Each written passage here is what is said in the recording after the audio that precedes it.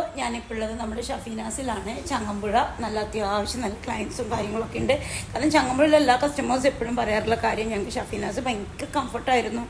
പിന്നെ നിങ്ങൾ റെഗുലറായിട്ട് നിങ്ങൾ തൃശ്ശൂരൊക്കെ ആയപ്പോൾ ഞങ്ങളും കൺഫ്യൂസ്ഡായി കൊച്ചി ഷോപ്പ് ഓപ്പൺ ആക്കണില്ല എന്നുള്ളത്. പക്ഷേ ഒരിക്കലും അല്ല, നമ്മൾ ഓപ്പണൊക്കെ തന്നെ ആയിരുന്നു. പിന്നെ ഇടയ്ക്കൊക്കെ നമ്മൾ തിരക്കുകളും കാര്യങ്ങളൊക്കെ വരുമ്പോൾ ക്ലോസ് ചെയ്തിരുന്നു. പക്ഷേ ഇപ്പോൾ നമുക്ക് കൊച്ചിയിൽ 2 ബ്രാഞ്ചാണുള്ളത്. അപ്പോൾ അതുകൊണ്ട് തന്നെ എല്ലാം നന്നായി നടക്കുന്നുണ്ട്. ഒപ്പം നമ്മളൊരു ബ്രാഞ്ചും കൂടി ഇപ്പോൾ പ്രീ പ്ലാൻഡ് ആണ്.